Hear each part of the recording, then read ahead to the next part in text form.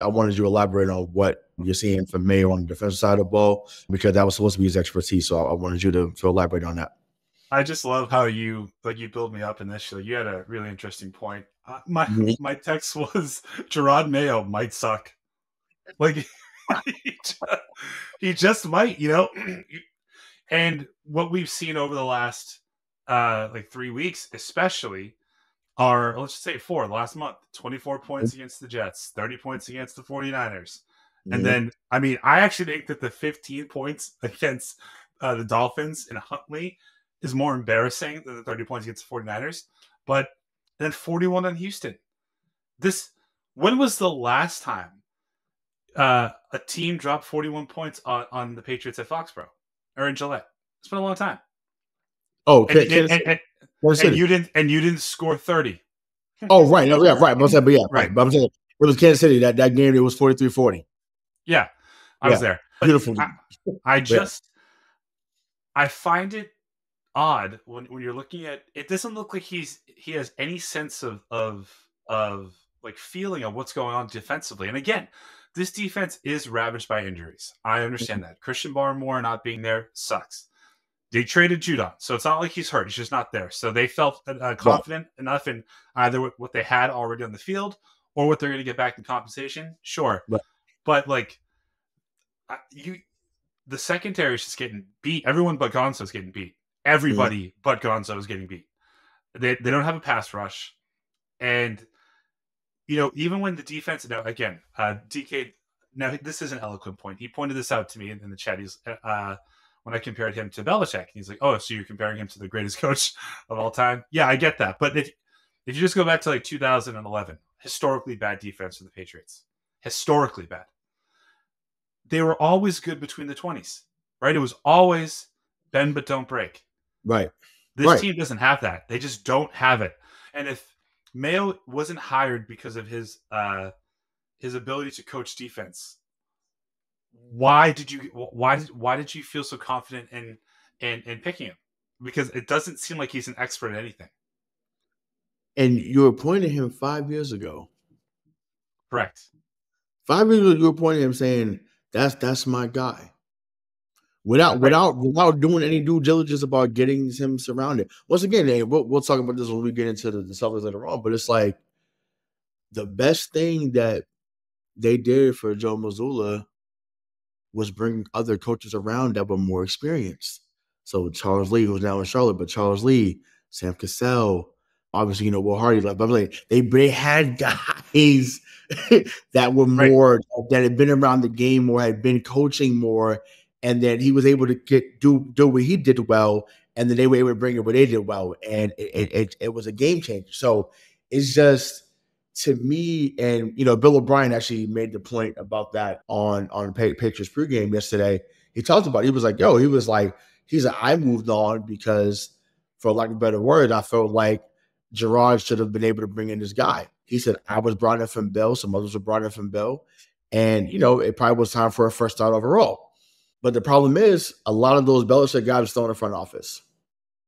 That's the problem, Right.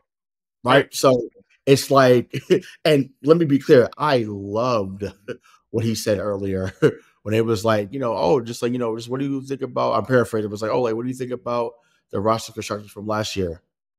He was basically like, who do you think contributed to the roster? He was like, you know the answer to that. He's like, I'm not going there. He said, but yeah. So I thought that was great because he's been taking shots at Bill ever since he got into the role. So I love that. So maybe they weren't as close as I thought. Uh, but I get it too. Like, sure, Well, I thought O'Brien last year was a Kraft move, not a Belichick move. well, I mean, that's what Bill O'Brien said on the Right. so, but you know what I'm saying. So yeah, so I mean, but he did say like Jonathan and Mr. Kraft came together. So he I guess he basically said they came together and talked. So great. And once again, he's reviving BC down there. So maybe it really was just a talent thing because it's like the fact that, and I know we hated this guy I'm about to bring up, but I'm like, yo, the fact that Matt Patricia's offense looked better than what was going on the first few weeks here is insane. Matt Patricia's a Well, Mac Jones is better than Jacoby Brissett. That's not yes, close, Ray. yes. But Ray, yeah, no, it's no, not no, no, close. yes, yeah, no, yes. But I'm saying, I'm just like, wow, like you like Matt. They was averaging getting 19 points a game. And you wasn't even getting that with Well, this now. offensively, they were averaging Right. 13.5 points So a I'm game. like, Jesus, like that's insane. So, that's scary. It is what it is. But I said the same about Mayo. Like, I think to me, he is in over his head right now. He is. There's no other way to say it. I want him to succeed. I want him to do well. As Me Patriot too. fans, we obviously want him to succeed, obviously. Yeah. My thing is, and I talked about this when we met earlier about this, because me and DK and Bobby talked about last week, but I didn't get a chance to ask you because you were out of town. But Racing against the hurricane. right, exactly. I'm glad you got out of that, because that would have been insane. Or it was insane to see the pictures and videos, but hope everyone down there is doing well. But would you give a call to Robert Saleh? No, Why not? because I okay. So instantly, if Robert Saleh walks into that room, he is the person that the players would look at as a head coach more than Jerod Mayo. Because I know, like I it or know, not, he's had more success, I and know. you don't want to add. I don't want Jerod Mayo to be fired. I want him to get better, and Right. uh, I want him to pick the talent or the coaches around him. I don't think. I mean, what does Robert Saleh know about winning? Really, in Hold reality, on, hold on. That's not. It's not about no. So yes, that's fair, right? And again, when you're attached to the Mormon Milk Hunter, it's like it's tough. better when But he was their quarterback. true. But at the same time, defensively, he's always had it. Those Jets defenses were never terrible. It was just the offense that sucked. So I need to see the defense get better. So whenever we have to, once again, it's a Robert Kraft special. I said it last week. It's a Robert Kraft special to bring in guys that don't have to get paid. Why not? Even if he leaves next year and someone hires him, fine. For the rest of the year, come in as a consultant, Robert. Come in as a consultant. Work with the But defense, coach certain guys up so that the technique is there going forward. Help out DeMarcus Covington because as much as I think he's going to do a good job eventually, he doesn't have it right now, and that's okay. So bring in somebody that knows what they're doing on a defensive end, can give some added experience. Once again, we thought Joe was going to get fired too when Sam Cassell and some other guys came in. And guess what? They won the damn championship. Obviously, they're not going to win the championship here in New England right now, obviously. But can you give the building blocks right well, now for what's next? I like that example that you just gave, and I want to kind of play into that. But ultimately, I do think that your scenario right now that you just outlined highlights the bigger issue.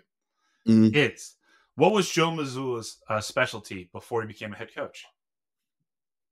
defense.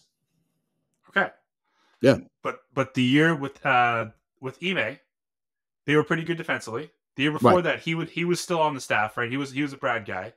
They Mm-hmm. weren't great defensively.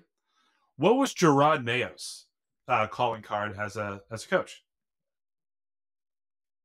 I mean, he was on defense. Why can't he fix this? Yeah, I think sometimes what happens is when you go from coordinator to coach, you're you try to focus on one particular area, not understanding that it's everything that has to be under your umbrella. And once again, maybe he learns that next year, maybe he learns that in a couple of years. But until you learn that fully, why not bring some other guys in who already know what that looks like?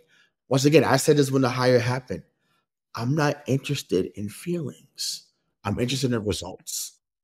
Yeah, we know you don't And, want to and be once again, you're not going to support a. some of my kids because now my kids start listening to the show a little bit. They like our dynamic. So what's going on, y'all? When y'all hear this, I say that in the classroom too. I'm not interested. And once again, sometimes I'm interested in the feelings, but I want what is the end result? What's the solution? That's what I'm concerned with. Because if we're aimlessly going around trying to figure out a solution, when there might be one in front of us, do that. But once again, I just said should they call? Once again, I didn't say should they hire, but you should at least call and have the conversation to see if he's willing to come, especially with just coming here in a few weeks. I think that would be amazing. um, It's just in weird my for me opinion. though because like your Missoula thing, your comparison makes sense in my head, but Right. When he went from being specializing in defense with Ime as the coach, and then he took over, they Mm-hmm. didn't go from a top 10 defense to a bottom 10 defense. They weren't Right. as good defensively, but they were still top 15 in the They, league. they immediately got better offensively because they wasn't that good offensively. They got to the finals in 22. Right. They caught fire the second half of the year, obviously, the second half of the season. But Joe's philosophy was we're going to shoot a million threes, we're going to pass the ball, and we're not going to switch everything. Because I think that's what Ime was like. We're going to switch everything in a day. And once again, sometimes it works, sometimes it didn't.